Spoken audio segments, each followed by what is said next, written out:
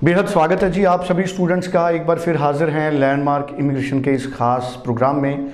हमारे साथ जसमीत भाटिया जी की टीम से अनीता भंडाल जी आज हमारे साथ मौजूद रहेंगे और कनाडा से जिस तरह के रिजल्ट्स के ट्रेंड आ रहे हैं, पिछले 2-3 महीनों में जिस तरह के रिजल्ट्स आ रहे हैं, उससे इस इंडस्ट्री से जुड़े जो एक्सपर्ट हैं वो कई तरह के ओपिनियंस बना रहे हैं। आज एक बेहद खास विषय पे हम बात करेंगे अनीता जी के साथ। कनाडा फ्यूचर में कैसी प्रोफाइल्स को, कैसे स्टूडेंट्स को वीज़ा देगा। कनाडा बहुत इस मामले में स्ट्रिक्ट है प्रोफाइल्स को वेरीफाई करने में। इसी क्रम में कनाडा से हमने देखा है कि आजकल डॉक्यूमेंट्स की वेरिफिकेशन हो रही है। कुछ सेलेक्टेड स्टूडेंट्स को, हज़ारों में एक स्टूडेंट को इंटरव्यू के लिए भी चर्चाएं हैं कि उनको पूछा गया, और जो स्टूडेंट अपने एक्सपीरियंस सर्टिफिकेट देते हैं एम्प्लॉयर से वेरिफिकेशन हो रही है। अगर वो कोई क्वालिफिकेशन का सर्टिफिकेट साथ में अटैच करते हैं तो यूनिवर्सिटी या उनके स्कूल कॉलेज से वेरीफाई किया जाता है। कहने का मतलब है कि कनाडा आने वाले दिनों में अपने सक्सेस रेट को तो इंक्रीज़ करेगा, लेकिन कनाडा बहुत सोच समझकर आपको वीज़ा देगा। तो आपको अपनी प्रोफाइल को कैसे मेंटेन करना है, आपको अपने बायोडाटा को कैसे अपडेट करना है, ये सारे बड़े इंपॉर्टेंट विषय हैं और अनीता जी पूरी क्लैरिटी हमको देंगे कि कैसे प्रोफाइल्स को सिर्फ कनाडा में अब वीज़े मिलेंगे। अनीता जी, सवाल सबसे पहले यही बड़ा है हमारा, कैसे कैसे स्टूडेंट्स वीज़ा हासिल करेंगे आगे से? सर, कनाडा में अगर मैं बात करूँ तो अगर स्टूडेंट का परसेंटेज वो सही है, सही से मेरा मतलब ये है कि 55 to 60% है, कुछ भी 50 के बिलो नहीं होना चाहिए। और आईएलटीएस, ये मैं अंडर ग्रेजुएट डिप्लोमास की बात कर रही हूँ, और अगर आईएलटीएस है तो वो 6 ईच होना चाहिए। अगर आप बैचलर डिग्री के लिए अप्लाई कर रहे हैं तो आपका जो परसेंटेज है वो कहीं ना कहीं 70 to 80% होना चाहिए, एंड आपका जो आईएलटीएस स्कोर है वो 6.5 नॉट लेस देन 6 होना चाहिए। अब इस चीज़ को हमने हमेशा माइंड में रखना है। ऐसा नहीं है कि अगर किसी स्टूडेंट की परसेंटेज कम है, आईएलटीएस भी कम है और वो बैचलर डिग्री के लिए अप्लाई कर दे, तो अगेन वो वीज़ा ऑफिसर को ये लगता है कि आपके परसेंटेज, आपका आईएलटीएस स्कोर कम है और आप बैचलर्स के लिए अप्लाई कर रहे हो, तो क्या आप अपनी जो स्टडीज़ है उनको कोऑप कर पाओगे या नहीं, तो उसमें भी अगेन वीज़ा में प्रॉब्लम आ सकती है। अगर आपके पास आपका रेलिवेंट, लेट सपोज अगर आप 12th नॉन मेडिकल से हो, आपका जो कोर्स है वो रेलिवेंट होना चाहिए। अगर आपने ग्रेजुएशन किया है, यानी कि अगर आपने 3 ईयर का ग्रेजुएशन किया है, या जैसे हमारा बीबीए, बीकॉम, बीए चलता है, तो आपको प्रॉबेबली आपको पोस्ट ग्रेजुएट डिप्लोमा मिलेंगे। तो जो पीजी डिप्लोमा है, अगेन हमारी जो परसेंटेज है वो वही 55 to 60%, IELTS 6.5 not less than 6 होना चाहिए। यानी कि हम कॉलेज के रिक्वायरमेंट को मीट करना है तभी हम अपनी एप्लीकेशन लगाएं। अभी मेरे पास कुछ कोर्सेज हैं यहाँ पे कि जिन कोर्सेज में हम अप्लाई करते हैं, और ये वाले जो कोर्सेज हैं बहुत पॉपुलर कोर्सेज हैं and most job oriented courses हैं। कनाडा गवर्नमेंट खुद चाहती है कि लोग स्पेसिफिक इन कोर्सेज को पढ़ने के लिए हमारे पास आएँ। तो मैं कुछ कोर्सेज के बारे में आपको बताती हूँ, जैसे कि प्रोजेक्ट मैनेजमेंट बहुत पॉपुलर कोर्स है। अब होता क्या है, मैंने बहुत बार देखा है, लोग प्रोजेक्ट मैनेजमेंट किसी को भी दे देते हैं। टेक्निकली प्रोजेक्ट मैनेजमेंट उसको जाना चाहिए जिसने बैचलर्स किया है और उसने थोड़ा बहुत जॉब किया है, यानी कि 1 या 2 साल काम किया है, और उसके बाद वो जो पर्टिकुलर स्टूडेंट है वो प्रोजेक्ट मैनेजमेंट अप्लाई करता है, तो उसकी एक जस्टिफिकेशन बनती है। उसकी जस्टिफिकेशन कैसे बनती है कि उसने अंडर ग्रेजुएट के डिप्लोमा किया, अंडर ग्रेजुएट आपका बैचलर डिग्री किया है, उसके बाद वो वर्क एक्सपीरियंस किया है, तो यानी कि उसको जो जॉब वाली मार्केट है उसके बारे में भी थोड़ा एक्सपीरियंस है। दूसरा है क्लाउड कंप्यूटिंग। हम सबको पता है कि अगर मैं ओंटारियो, टोरंटो की बात करूं, this is the IT hub. तो क्लाउड कंप्यूटिंग, अगर किसी ने BSc IT, BTech computer science किसने किया, तो cloud computing is very very good course, और इसमें आगे अगर आप जाओ तो बहुत अच्छे स्कोप है। इसमें ही आता है आपका एक अंडर ग्रेजुएट डिप्लोमा आपका रहता है कंप्यूटर प्रोग्रामर। ये वो वाले स्टूडेंट इसको अप्लाई करें जिनका मैथमेटिक्स बहुत अच्छा है, यानी कि अगर किसी स्टूडेंट का मैथमेटिक्स 70 या 70+ है तो ही आप प्रोग्रामिंग में जाएं, क्योंकि इसमें कोडिंग और एनालिटिकली आपको बहुत कुछ देखना पड़ेगा। तो उसके अकॉर्डिंगली ही आप कोर्स करें। कंप्यूटर प्रोग्रामर में भी आगे बहुत अच्छे जॉब स्कोप हैं। देन हम बात करते हैं बीबीए किसी ने किया है, बीकॉम किसी ने किया है, वो कौन से कोर्स के लिए जाएं।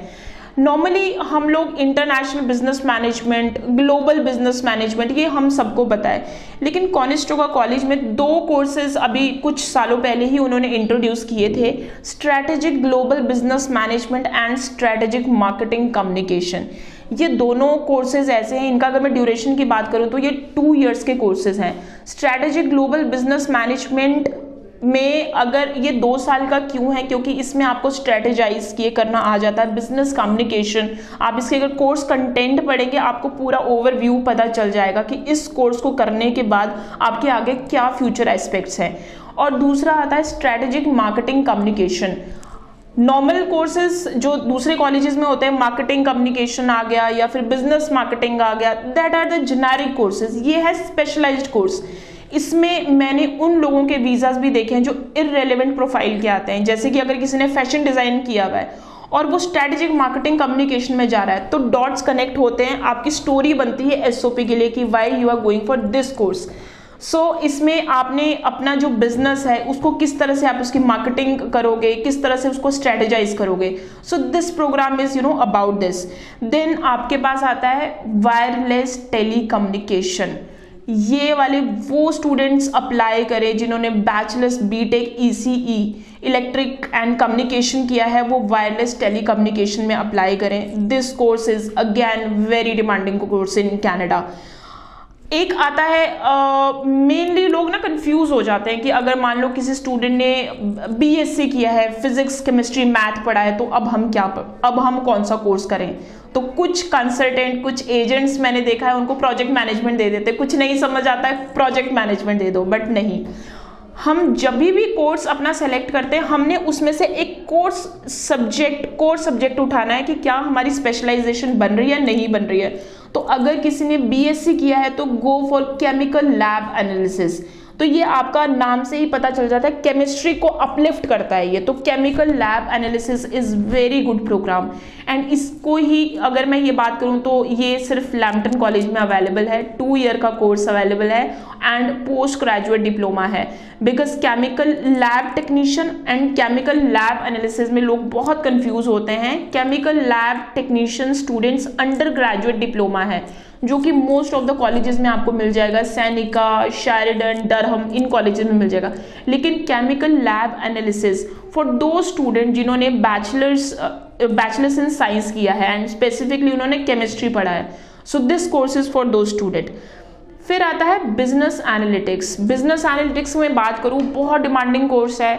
अगर मैं यूएस में भी बात करूँ, कनाडा में भी बात करूँ, कुछ स्टूडेंट्स हैं जिन्होंने बीबीए कर लिया है लेकिन उनको जो जॉब है वो आईटी फील्ड में मिल चुकी है, तो वो कुछ करना चाहते हैं समथिंग इन आईटी। या फिर किन्हीं स्टूडेंट्स ने बैचलर्स इन कंप्यूटर साइंस या फिर बीटेक इन कंप्यूटर साइंस पढ़ा है लेकिन उनको बिजनेस में भी थोड़ा इंटरेस्ट है, तो ये कोर्स उनके लिए बहुत अच्छा है। ये बिजनेस एंड इंफॉर्मेशन टेक्नोलॉजी का एक कॉम्बिनेशन है, again a very popular course in Canada. Then आपके पास आता है जो कुछ प्रोफाइल होती है ना जिन्होंने एग्रीकल्चरिस्ट किया हुआ है, बैचलर्स इन एग्रीकल्चरिस्ट। कनाडा में इस चीज़ की बड़ी प्रॉब्लम आती है कि कोर्सेज नहीं मिलते हैं और कई बार लोग कोर्सेज नहीं मिल रहे हैं बट जाना हमें कनाडा ही है तो हम अंडर ग्रेजुएट प्रोग्राम अप्लाई कर लेते हैं। तो स्पेशली फॉर दो स्टूडेंट्स जो बैचलर्स इन एग्रीकल्चरिस्ट वाले हैं वो एग्री बिजनेस मैनेजमेंट या सस्टेनेबल एग्रीकल्चर में अप्लाई करें। पूरे कनाडा में देखूं तो 3 से 4 कॉलेजेस हैं जो ये पोस्ट ग्रेजुएट डिप्लोमा ऑफर करते हैं। तो अगर आप इस प्रोफाइल से हो तो this is the best time to apply in September intake, क्योंकि पूरे कनाडा में 3 से 4 कॉलेजेस हैं जो कि ये वाला प्रोग्राम पोस्ट ग्रेजुएट डिप्लोमा के तौर पे देते हैं। तो you guys apply this for this program as soon as possible. So ये वाले ही कुछ प्रोग्राम्स हैं कि जो काफ़ी पॉपुलर हैं, काफ़ी डिमांडिंग है। तो मैंने आपको प्रोफाइल वाइज बता दिया है, तो now you can analyse your profile and आपको खुद पता चल जाएगा आपको कौन से कोर्स के लिए जाना है। बिल्कुल ठीक है जी। और मुझे जाते जाते एक बार ये बता दीजिए, अभी मई इनटेक के लिए कैसी पॉसिबिलिटी है? क्या स्टूडेंट रीअप्लाई कर सकते हैं? मई इनटेक के लिए खुली सीट्स हैं? यस, मे इनटेक में अगर आप रीअप्लाई करना चाहते हैं तो हमें एक चीज़ का हमें बिल्कुल ध्यान रखना पड़ेगा कि हमारा पर्टिकुलर कोर्स जो जनवरी में था वो मई में अवेलेबल है या नहीं है, considering May intake is the smallest intake in Canada. So बहुत सारे कोर्सेज मे इनटेक में अवेलेबल भी नहीं होते हैं, तो अगर आपका मे इनटेक में कोर्स नहीं अवेलेबल है तो वो फिर से आपको सितंबर इनटेक में रीअप्लाई करना पड़ेगा। So but you need to check with your consultant, with your agent कि whether May intake is available और नॉट। अगर आपको जाना ही मे इनटेक में है एंड खुदा ना खास्ता जनवरी इनटेक में आपका रिफ्यूज़ल आ चुका है तो देन ये ऑप्शन तो हमेशा हमारे पास रहती है, we can apply for the refund और दोबारा से मे इनटेक के लिए नया कोर्स चूज करें। बिल्कुल ठीक है जी। सो बेहद इंपॉर्टेंट इन्फॉर्मेशन हमारे साथ शेयर की है अनीता जी ने। 9041390412 इस नंबर पर आप तुरंत बात कीजिए, कोई भी आपको कन्फ्यूज़न है उसको दूर कीजिए, अपनी चॉइस का प्रोफाइल डिस्कस कीजिए, अप्लाई कीजिए, अभी से ऑफर लेटर मंगाइए। 9041390412। Thank you so much Anita ji. Thank you.